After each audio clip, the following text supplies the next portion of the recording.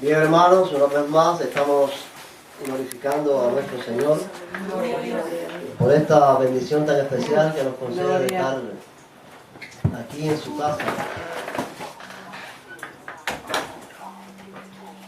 con el propósito de estudiar su palabra.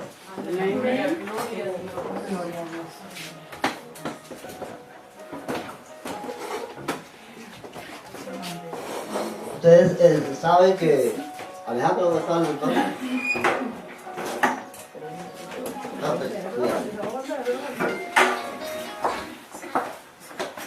Ustedes saben que habíamos dado una clase, o sea, la primera clase sobre los manuscritos griegos y que hoy pues nos toca repasar lo que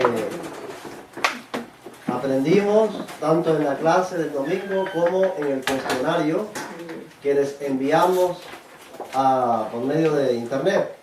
Entonces, yo quería decirles sobre esto de los cuestionarios y de la participación en la respuesta de la clase aquí, que quisiéramos llevar un récord. No de puntuación, pero sí de participación. O sea que al final queremos dar un certificado a quienes participaron de las clases, un modelito sencillo de certificado, y vamos a tomar en cuenta eso, los que participan en responder los cuestionarios por internet y los que participan en responder las preguntas aquí en la clase. Eso vamos a sacar pues entonces un % de participación. Hoy ya comenzamos con esto, como sabemos, estamos considerando la crítica al Nuevo Testamento griego, la clase número 1. Hablamos sobre eso. La primera pregunta dice: ¿dónde están fundamentados los principios esenciales de la fe cristiana? Esa es la primera pregunta del cuestionario que enviamos por internet. Tenemos ahí, bueno, 3 respuestas opcionales: en las palabras de los profetas o de los apóstoles, en las palabras de los profetas o en lo que declara el Nuevo Testamento griego. Una de esas 3 respuestas habría que marcar. Eduardo, ¿cuál de las 3, Eduardo? En lo que declara el Nuevo Testamento griego. Amén. ¿Estás de acuerdo? Sí. Ok, en lo que declara el Nuevo Testamento griego es en lo que están fundamentados los principios esenciales de la fe cristiana. Esta es de verdadero o falso. Había que poner si esta afirmación es cierta o si no es cierta. Si el Nuevo Testamento griego ha sido traducido de los manuscritos originales a miles de idiomas y dialectos en el mundo. Sara. ¿Verdadero? ¿Estás de acuerdo con Sara? Correcto. La tercera pregunta: ¿en qué tiempo fueron copiados estos manuscritos existentes del Nuevo Testamento?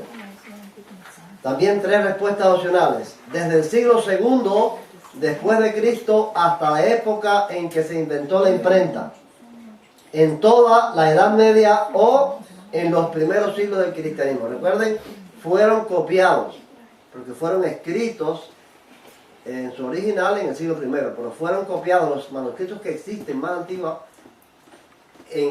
¿A partir de qué tiempo fueron copiados? Vamos a ver, le toca esta pregunta a Alejandro. Vamos a ver, Alejandro. Quiero decirles que a la hora de escoger los que van a responder, nosotros escogemos deja ver cómo les explico, de los cuestionarios que nos van, las respuestas a los cuestionarios que nos van entrando. El primero que respondió a este cuestionario fue Eduardo. ¿Cuál es la primera pregunta para Eduardo? El que entra de segundo, y así vamos escogiendo a los que contestaron el cuestionario por internet en el lugar que cada uno fue respondiendo. Va a ser el lugar de la pregunta aquí, y después que se terminen los que respondieron, pues los demás que no respondieron al cuestionario pues van a estar incluidos en las últimas preguntas. Por eso, Alejandro, la primera pregunta la respondió Eduardo, la segunda pregunta la respondió la familia Correoso. Creo que la hayan hecho en familia porque decía así la respuesta, decía familia Correoso. Así que participarían todos, ¿no? Bueno, Alejandro, aquí la pregunta es esta que oíste: ¿desde qué tiempo, en qué tiempo fueron copiados estos manuscritos existentes del Nuevo Testamento? desde el siglo II después de Cristo hasta la época en que se inventó la imprenta, en toda la Edad Media o en los primeros siglos del cristianismo. ¿Cuál de las tres respuestas tú escoges aquí? ¿La primera? ¿La primera? Ok. Quería llamar la atención sobre este hecho de la antigüedad de los manuscritos. Este es el papiro P1 que existe actualmente. Es un manuscrito antiguo del Nuevo Testamento. Fue copiado, miren, atienden, yo quisiera que atendieran y le prestaran mucha atención a las fechas, porque las fechas aquí son muy importantes para el asunto que estamos debatiendo. Fue copiado en el siglo III, o sea, del año 201 al 300. Contiene este papiro a Mateo 1, 1 al 9, el versículo 12 y los versículos 14 al 20. Ahora bien, para quienes dicen que la Iglesia Católica corrompió el texto griego y creó un Jesús griego inventado, este manuscrito del siglo III es una prueba irrefutable de que eso es una mentira. Ustedes saben que escuchamos aquí, por la propia boca de un rabino mesiánico, diciendo de que Jesús, que hay una diferencia entre el Jesús y el Yahshua, que Yahshua es hijo de hombre y de mujer, y que el Jesús es nada más que hijo de mujer, porque es Dios. Y él refutando eso de que eso es una mentira, porque eso es un Jesús griego inventado por Roma. Pero la palabra dice, te cubrirá con su gracia las obras del piso. Ajá. O sea, Ahora ellos la tesis es que la Iglesia Católica pues corrompió estos manuscritos griegos e introdujo todas estas historias y todas estas cosas de que Jesús es hijo de Dios y no de hombre. Pero este manuscrito, que es del siglo III, cuando todavía no existía la Iglesia Católica, porque lo importante de esto es que en este tiempo la Iglesia Católica, el siglo III, no existía. No existía ni siquiera la Iglesia Imperial, porque también estoy escuchando ahora que hay algunos diciendo que la Iglesia Imperial. La Iglesia Imperial fue primero y después fue la Iglesia Católica. Pero la Iglesia Imperial existió a fines del siglo IV, en el 381, cuando Teodosio el Grande declaró la religión cristiana religión oficial del Imperio Romano. Pero en este tiempo no existía ni la Iglesia Imperial ni la Iglesia Católica, mucho menos. Y hay un manuscrito que está allí, en un lugar, vamos a ver dónde, que da testimonio de un asunto muy importante. No es una invención de un Jesús griego. Es que este manuscrito habla de esto allá en Mateo 1, 18 al 20. Mateo 1, 18 al 20 lo contiene este manuscrito, dice así. El nacimiento de Jesucristo fue así. Estando comprometida María, su madre, con José, antes que vivieran juntos se halló que había concebido del Espíritu Santo. José, su marido, como era justo y no quería infamarla, quiso dejarla secretamente. Pensando él en esto, un ángel del Señor se le apareció en sueños y le dijo: José, hijo de David, no temas recibir a María tu mujer, porque lo que en ella es engendrado del Espíritu Santo es. Amén. amén, gloria a Dios. Ahí lo dice textualmente. Antes que vivieran juntos se halló que había concebido del Espíritu Santo. Y le dice el ángel a José, porque lo que de ella es engendrado del Espíritu Santo. No es un invento de Roma. No es un invento de la Iglesia Imperial. No es una corrupción del texto griego por parte de la Iglesia Romana. Un manuscrito existente en este momento. Este manuscrito se encuentra actualmente en la Universidad de Pensilvania en los Estados Unidos. Un manuscrito que está allí, que puede ser consultado, tiene ese texto de Mateo y es del siglo III. ¿Ven la evidencia? La evidencia declara que todo esto es un invento, que todo es una mentira cotejada para hacer creer algo que no es verdad. Para investigar, aquí en esta pregunta había que marcar las cantidades que existen de los manuscritos antiguos del Nuevo Testamento. Miren qué importante es esto. Había que marcar las cantidades, había cantidades erradas y cantidades ciertas, había que marcarlas ciertas. Más de 5.800 manuscritos griegos completos o fragmentados. 2.000 manuscritos griegos. 10.000 manuscritos en latín, 20.000 manuscritos en latín, 9.300 manuscritos en muchos otros lenguajes antiguos, incluyendo siriaco, eslavo, gótico, etíope, copto y armenio, y más de 30.000 en otros idiomas. ¿Cuál de esas cifras son las ciertas? Vamos a ver quién le toca. Jenny. ¿Está? ¿Jenny está ahí? No está. Bueno, ¿algún otro que responda por Jenny? Yo. ¿Quién va a responder? Yo. ¿Arlene? Sí. La primera. La primera. 5.800 manuscritos griegos. Espérate, vamos despacito aquí. Ajá. La primera tú crees. Sí. Ok. ¿Cuál la otra? La tercera. 10.000 manuscritos en latín. Ajá. Y la quinta. La quinta. Sí, 9.300 manuscritos de muchos otros lenguajes. Ok, muy bien, Arlene. Muy bien. Miren esto. Existen todos estos manuscritos que suman un total de 25.100 manuscritos del Nuevo Testamento. No hay escritura antigua en idioma griego que esté tan documentada como el Nuevo Testamento. 25.100 manuscritos, no todos en griego. Algunos son en copto, en gótico, en latín, hay muchos. Esto sin contar, y esto es muy importante, no lo ponemos aquí, pero sin contar las llamadas citas de los padres de la iglesia. O sea, de los siglos segundos en adelante, hubo un grupo de hombres que escribieron, cuyas escrituras han perdurado hasta hoy. Los llamamos padres de la iglesia. Algunos fueron, le llaman padres apostólicos, otros le dicen los que defendieron el cristianismo, no me recuerdo el nombre, ¿cómo es que se le llama? Atilano. Los apologistas. Ya. Los apologistas que defendieron el cristianismo, toda esa gente, pues escribieron tratados ellos, escribieron libros, escribieron sus defensas. Y en esos escritos ellos citan la Biblia. Es como si ahora yo le hiciera una carta a Armandito y en la carta le dijera, en una carta mía para Armandito, porque en la carta yo le dijera, Armandito, recuerda que en 1 Corintios tal y más cual, así, así, así, dice esto. Y le copio a Armandito 1 Corintios. Bueno, eso hacían los padres de la iglesia. Hacían sus tratados, sus cartas, sus escritos, pero decían, en tal y tal texto dice esto así, así, así, así. O sea que de esos manuscritos de los padres de la iglesia también existen muchísimos donde se citan las escrituras. También, entonces en esto, los traductores de las sociedades bíblicas, los estudiosos, pues ven una referencia para ver qué decía ese texto cuando ellos lo citaban. Y no estamos tratando eso aquí. O sea que aparte de estos 25.100 manuscritos que hay, también están las citas de los padres de la iglesia, que son muy importantes a la hora de analizar el texto del Nuevo Testamento.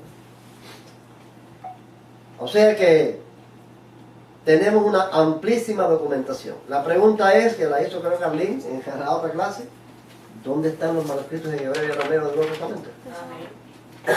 No existen. No existen. Esos supuestos manuscritos en hebreo y arameo que defienden los judíos mesiánicos del Nuevo Testamento no existen. Sin embargo, existen decenas de miles de manuscritos griegos. El papiro P46, mire qué interesante. Este papiro también es un papiro tremendamente importante. Es uno de los manuscritos más antiguos que existen del Nuevo Testamento en griego. Fue escrito entre los años 175-225, finales del siglo II y principios del III. Contiene la mayoría de las epístolas de Pablo. Según el sitio web de investigaciones de la Biblia, este manuscrito contiene los últimos 8 capítulos de Romanos, toda la epístola a los Hebreos, casi todo Primera y Segunda de Corintios, todo Efesios, Gálatas, Filipenses, Colosenses y 2 capítulos de 1 Tesalonicenses. Actualmente los folios de este manuscrito se encuentran divididos en 2 lugares, en Irlanda y en la Universidad de Michigan, Estados Unidos. ¿Qué quieren de eso? Un manuscrito de los años 175 al 225 que contiene esa gran cantidad de escritos de Pablo. Wow. Podrá haber alguien que diga, esto lo corrompió la Iglesia No, el que Católica. decían que Pablo era un Ajá. impostor. Un impostor, algunos de ellos se atreven a decir eso, que Pablo lo Es quiso un torcer el impostor, Evangelio. sí. Entonces se puede decir que la Iglesia Católica corrompió todas estas epístolas de Pablo cuando la Iglesia Católica no existía, cuando tampoco existía la Iglesia Imperial. Este manuscrito se copió en el tercer siglo. La Iglesia Católica como iglesia, ¿en qué siglo empezó? Porque eso fue... Eso es un proceso muy... Es como el día y la noche, que tú no sabes dónde empiezan o terminan las cosas, ¿no? Pero realmente el poder de Roma, el poder del obispo de Roma, comienza en el año 753 cuando un rey franco que se llamó Pipino el Breve le entregó al obispo de Roma la parte central de Italia y surgieron los estados pontificios. Ahí oficialmente es que Roma adquiere este poder político. Anteriormente hubo vamos a estudiar un poco con detalles eso, no todos los detalles, pero cuando vayamos al asunto de la historia, vamos a ver que hubo un enfrentamiento, no fue un enfrentamiento, pero sí hubo una confrontación a partir de Constantino entre el emperador y el obispo de Roma. Porque el emperador y Constantino primero, después el otro y el otro asumieron que ellos eran los jefes de la iglesia. Y el obispo de Roma quería ser el jefe de la iglesia. O sea que el obispo de Roma no fue jefe de la iglesia desde el principio. Hubo un enfrentamiento, una confrontación hasta que ya, andando el tiempo, pues ya el obispo de Roma destacó y surgió el papado. Pero eso fue siglos después, eso no fue al principio. Ya cuando eso ocurrió, los manuscritos estaban hechos, estaban terminados todos esos manuscritos de esos primeros siglos. La iglesia imperial, como decíamos, o sea, la iglesia imperial, se le da ese nombre, al tiempo en que fue declarada la religión cristiana, religión oficial del Imperio Romano, y el cristianismo empezó a perseguir entonces al judaísmo y empezó a perseguir a las religiones paganas. Eso fue a partir del año 381 con Teodosio el Grande. Pero todos estos manuscritos son de antes de esa fecha. ¿Ya había pasado Constantino, Juanito? Sí, ya, Constantino emitió su decreto en el 312, donde acabó con las persecuciones. El concilio de Nicea se dio en el 325. Pero todo esto es antes de esa fecha. Todos estos manuscritos los papiros estos son antes de esa fecha. Ya. Esto es para apoyar el punto de que la Iglesia Católica No, la Iglesia Católica, la Iglesia Imperial no tomó parte en esto. Cuando la Iglesia Imperial surgió ya estos manuscritos existían. Ya estaban ahí. Y ustedes ven que textos existían. ¿Cuál es y de qué año es el manuscrito más antiguo del Nuevo Testamento? Es la otra pregunta. Escogemos entre el papiro P65, el papiro P52, el papiro P46, que es el que acabamos de ver, si fue en el año 125, en el siglo III o en los años 180 al 200. Uno de estos tres es el más antiguo del Nuevo Testamento y en qué año fue. Remy, vamos a ver. ¿Cuál de estos papiros es el más antiguo de todos? El 52. ¿Ok? ¿Y de qué fecha es? Del año 125. Este es el manuscrito más antiguo del Nuevo Testamento. 125. Fíjense, comenzando el siglo II. Ya existía un manuscrito, existe en la actualidad un manuscrito del Nuevo Testamento. ¿Y ese manuscrito dónde fue que salió?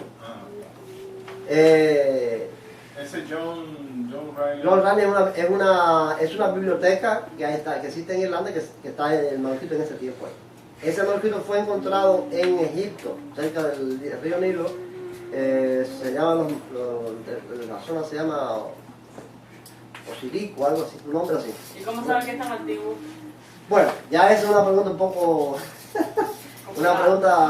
complicada de responder, porque hay muchos análisis que se le hacen a estos manuscritos, pero principalmente ellos le hacen el análisis de la evidencia interna, o sea, la forma de escribirse, el estilo, el material que se usó inclusive a la hora de escribirse.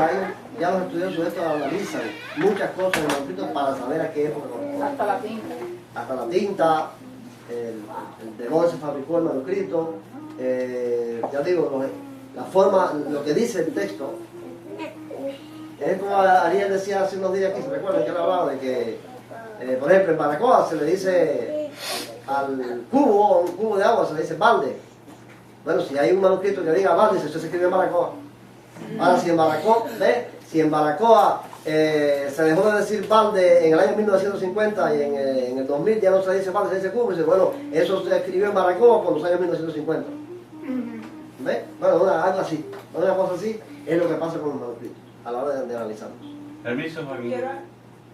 Los manuscritos que se encontraron en la cueva del Qumran son más antiguos que estos, perdón, son más recientes que esto que tú estás mostrando aquí, ¿verdad? Sí, los del Nuevo Testamento, porque los manuscritos del Qumran son del Antiguo Testamento. Mayormente. Sí, son del Antiguo Testamento, corresponden al siglo II antes de Cristo, pero son del Antiguo Testamento. Ya.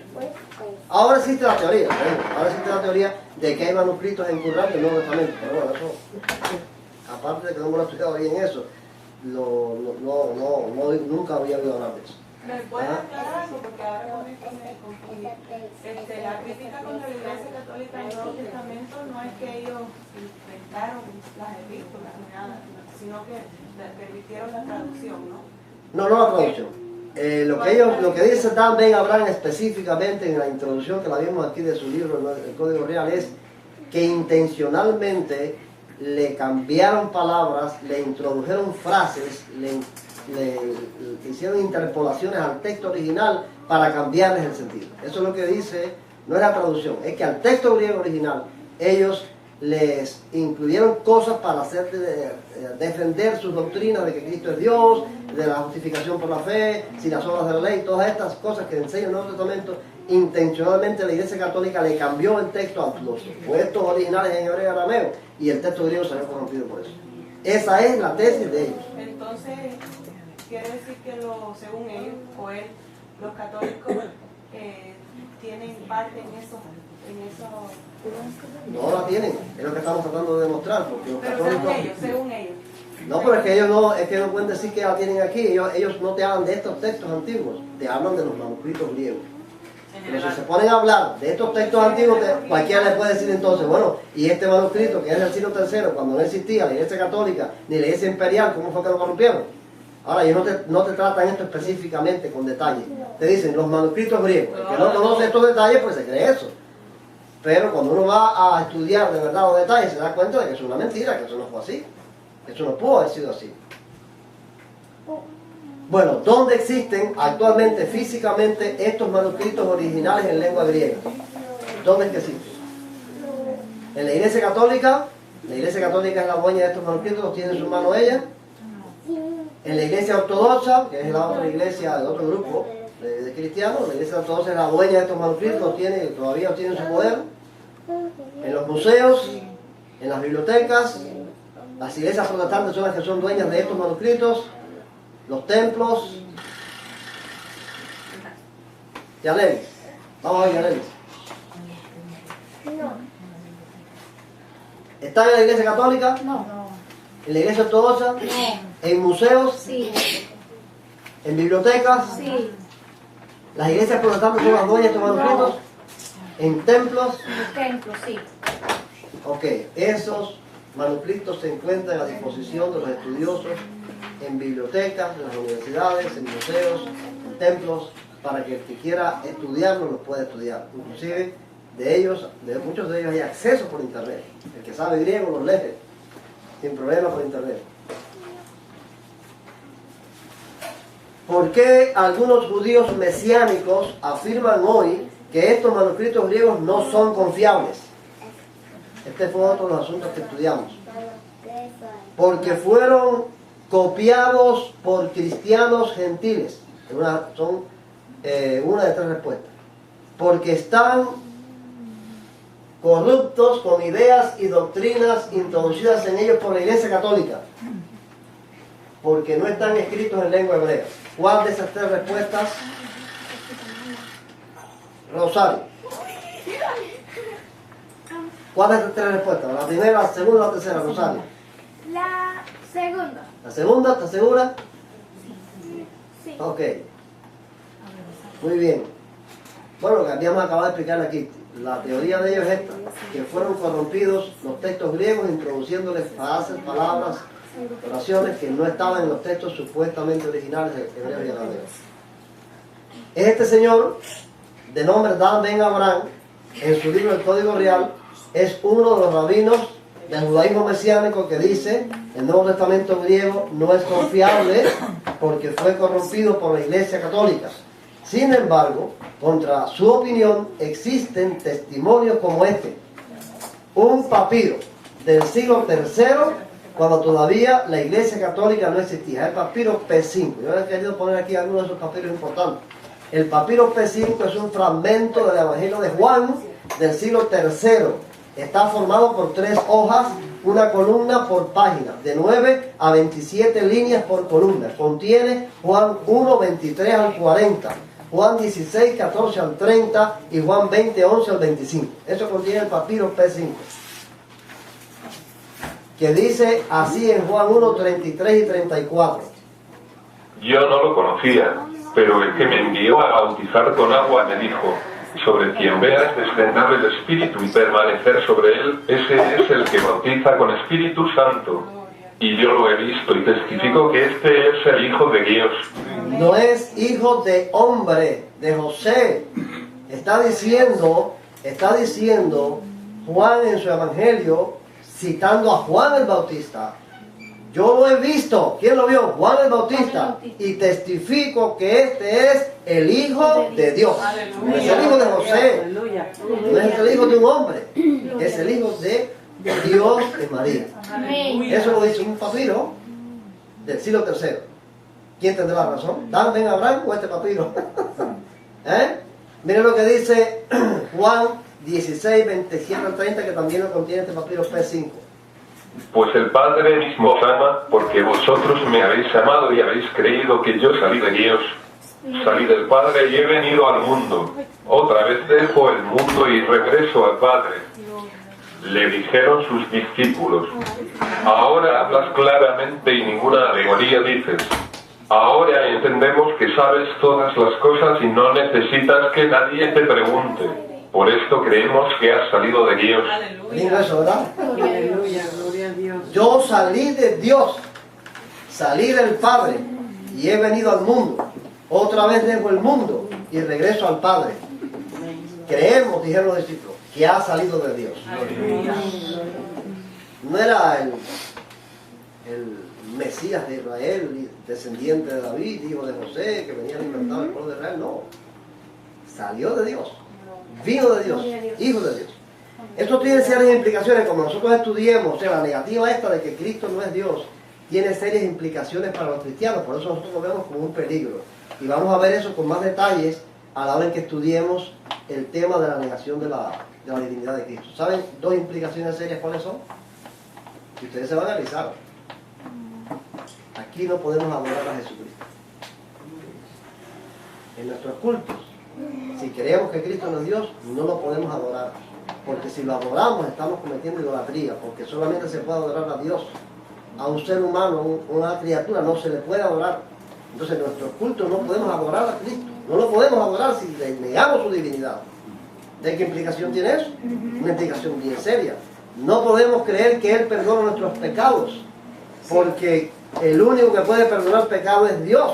Si creemos que Cristo es hijo de José y no es Dios, entonces no podemos pedirle a Él el perdón de nuestros pecados.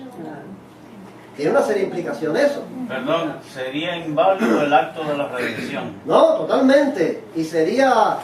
Ahora como a Cristo le bajaron a aquel hombre por el techo, y lo primero que le dijo antes de sanarlo fue: tus pecados te son perdonados. Y los fariseos dijeron: este blasfema. Porque ¿quién puede perdonar pecados sino Dios? Pues para que sepáis que el Hijo del Hombre tiene potestad de la tierra de perdonar pecados, levanta al paralítico. Gloria a Dios. ¿Quién puede perdonar pecados? Dios. Entonces, si Él perdonó pecados y dijo: para que sepa que yo puedo perdonar pecados, ¿quién es Él? Es Dios. Hay ¿En qué caso? una cosa bien ocurrente y significativa de un predicador que dice que es más fácil decirle a alguien tus pecados son perdonados o que esté inválido y le diga levántate y anda. Entonces, si puede levantarlo, entonces los pecados con más razón. Con más razón. No lo dice cuando el rabino del monte, ¿cómo es? Del muro de los lamentos que nosotros vimos aquí, Ah, sí.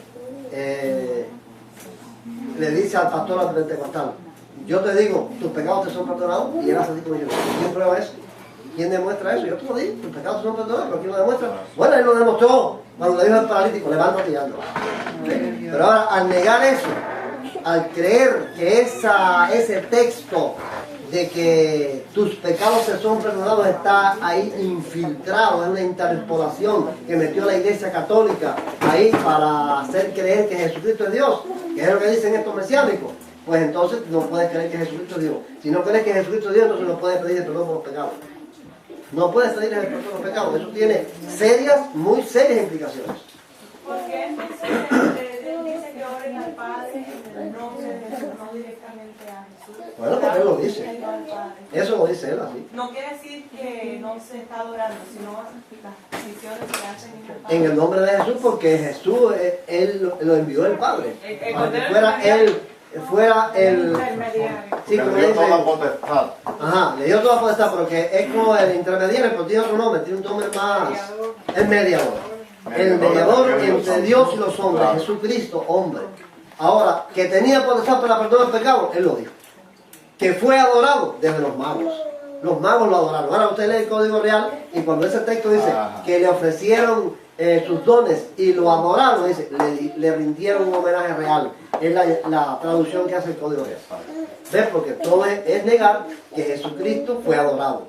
Si el que no crea que Cristo es Dios, ni puede adorarlo, ni puede pedir perdón de los pecados. No puede hacerlo, porque eso es idolatría. Perdón, hay una profecía que dice, un salmo, ¿verdad? Profético, que dice algo así como adórenle todos los moradores de la tierra o algo así. No, es en hebreo donde dice, adórenle todos los ángeles de Dios. Dice, cuando introduce al primogénito en el mundo, dice, adórenle todos los ángeles de Dios. No los hombres, los ángeles de Dios. Eso vamos a verlo cuando estudiemos el asunto este de la divinidad de Dios. Pero es importante que nosotros atendamos a que estos manuscritos, donde dicen esto, que Cristo salió de Dios, que ellos entendieron los discípulos que fue venido de Dios, que no es un hombre, que tiene poder para todas estas cosas, son del siglo III. Eso es importante, no son, lo que más quiero que se les quede es eso. Son del siglo III, algunos hasta el principio del siglo III, final del siglo II. Demuestra eso, que aquí no hubo interpolación de la Iglesia Católica. No lo pudo haber, porque no existía. Este otro papiro, el P9, este manuscrito griego está guardado en la biblioteca de la Universidad de Harvard, en el Museo Semítico. Contiene 1 de Juan 4, 11 al 12, 14 al 17. Y nosotros hemos visto y testificamos que el Padre ha enviado al Hijo, el Salvador del mundo. Todo aquel que confiese que Jesús es el Hijo de Dios, Dios permanece en él y él en Dios. Está en ese papiro, está en ese documento histórico. Todo Dios permanece en él y él en Dios. Todo el que confiese eso, que Dios envió a Jesucristo, permanece en él y él en Dios. Según algunos judíos mesiánicos, ¿en qué idiomas fueron escritos los auténticos manuscritos originales del Nuevo Testamento? Hebreo y siriaco, hebreo y copto, hebreo y arameo. Recuerden eso. Los judíos mesiánicos dicen que el Nuevo Testamento en su original no fue escrito en griego, sino que fueron escritos en estos idiomas. Vamos a ver. Ruth, ¿en cuál de esos idiomas? ¿Hebreo siriaco, hebreo copto, hebreo arameo? Pasa la pregunta. Pásale la pregunta. ¿Quién lo responde? Yo, María. A ver, María. En hebreo y arameo. En hebreo y arameo, a ver. Correcto, muy bien.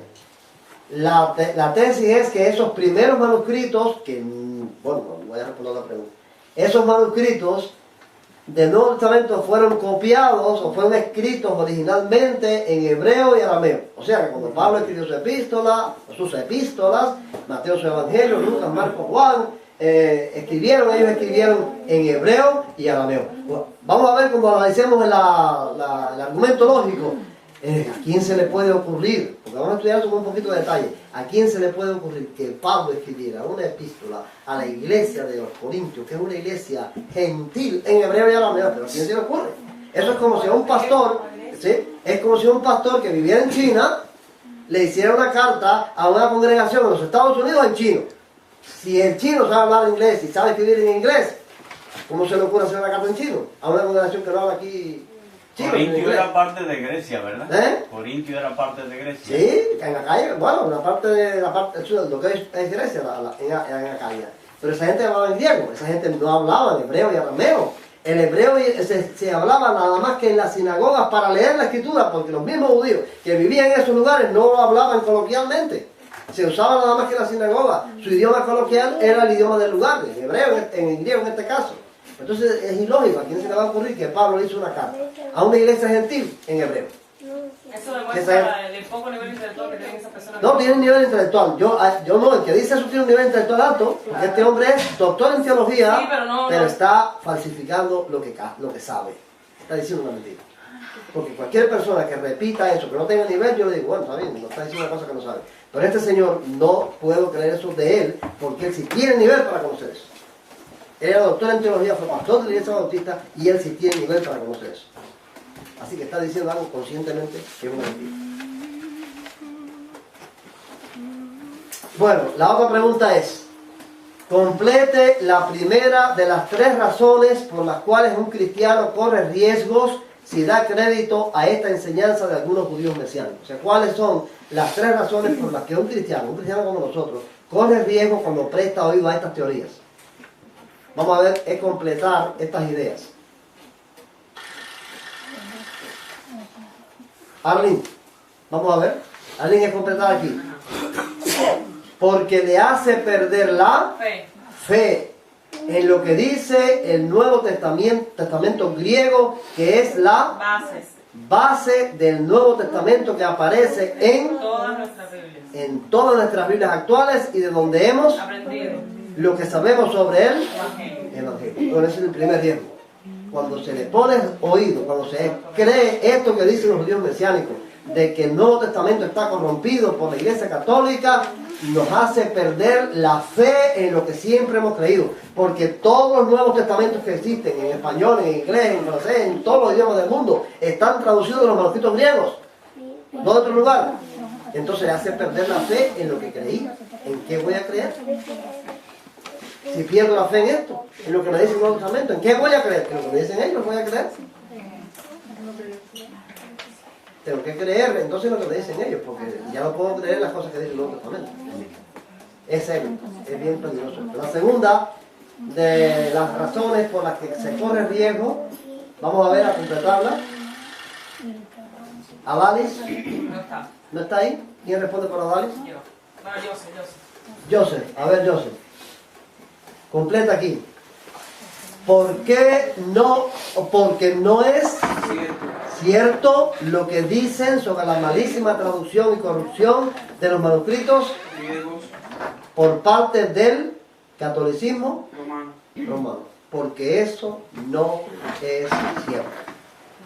No es cierto. Vamos a tratar 4 asuntos sobre eso. Que eso no es cierto.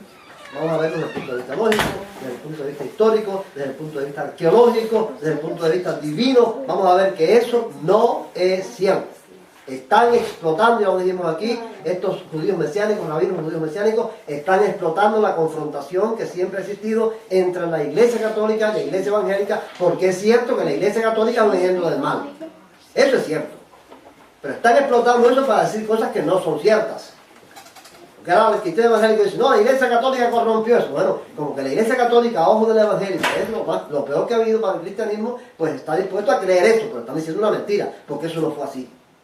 Entonces están explotando esa animación, ¿cómo podríamos decir? No es rechazo, no sé qué palabra usar, o sea, esa actitud del cristiano evangélico contra la Iglesia Católica la están explotando para hacerle creer cosas al evangélico que no son verdades históricas. Y eso lo vamos a demostrar aquí. Y la última de las razones por las cuales se corre riesgo en creer esto es esta. Vamos a ver a quién le toca. ¿A Balín? ¿Tampoco está? ¿Pero estaban aquí? Sí, salieron. ¿Quién responde? Para Balín. A ver. Remigio. Porque los supuestos manuscritos antiguos en y del Nuevo Testamento no existen en ningún lugar del mundo. No existen estos manuscritos del Nuevo Testamento en hebreo y arameo. No puede decir ningún judío mesiánico, como puede decir un cristiano, el manuscrito tal está en tal universidad, está en tal biblioteca, está en tal lugar, fue escrito de tal tiempo, tiene tantas hojas. Eso no lo pueden decir de los manuscritos estos porque no existen. Sencillamente no existen. Entonces es realmente peligroso. Vamos a creer cosas. ¿En qué? ¿En qué vamos a creer? Que el Señor conceda la gracia de entender su voluntad Gloria a Dios. y entender lo que nos advierte. Dice la Escritura que en el fin de los tiempos, teniendo comezón de oír, se amontonarán maestros conforme a sus propias concupiscencias, que apartarán de la verdad del oído y se volverán a las fábulas. El Señor nos cuida. Amén.